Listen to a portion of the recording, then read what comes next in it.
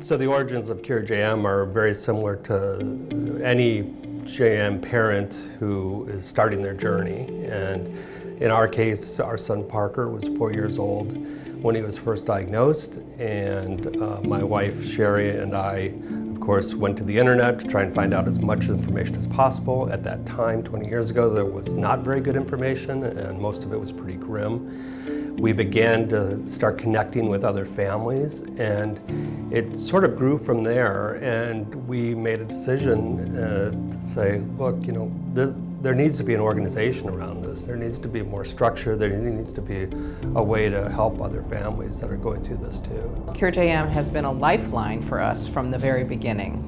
It was the way that I connected with other families going through the same thing, which is such a rare disease. It's really hard to find other people who you can talk to and who understand it. And the other piece that was really important was finding doctors who knew what this disease was and how to treat it. For us as physicians and scientists, we need to continue to think in new terms about what it means for our patients to do well. A lot of times in medicine, the surveys or measurements that we use help you identify if there's disease present or disease not present. And that's not really the same as saying, is this person living their best life? And I really hope that during my career, we can go from having a one-size-fits-all approach to treatment and a kind of trial and error approach to treatment and shift to a personalized approach. Cure JM is such a unique organization in that they're so connected not only with the patient and the parent community, but with the medical community. I think it's amazing that Cure JM really reaches out to clinicians and researchers and brings us all together. I can say that we now have a multi-center network of researchers, of clinicians, of patient and family groups, and this is really the way that we're going to affect change. I mean, really having patients and families engaged, we can't do research without patients and families, and we can't change care without research, and so it's all so interconnected. This is a true kind of team science, collaborative approach, all with the common goal of changing outcomes for children with juvenile myositis. There is hope, you know. I think, you know, the current trends and with the new medications and with all this support that we have behind us, I think it should make it a lot easier for everyone.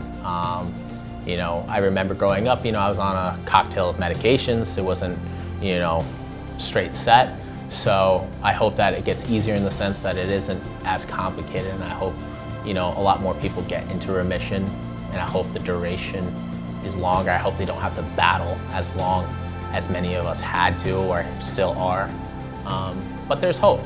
There's hope. There's light at the end of the tunnel. If we had been diagnosed earlier, we might not have had such a good outcome. And that's because we're standing on the shoulders of those that came before us. You know, the Tom and the Sherry Humes, all the people that worked hard in those early years in the 80s and the 90s and the 2000s to make sure that my kiddo could be doing as well as he is.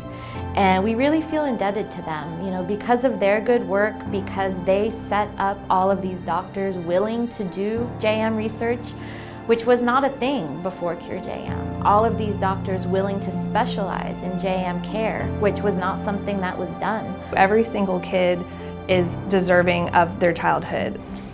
Just nice knowing that you're not by yourself. Thank you for everybody that's supporting kids like me.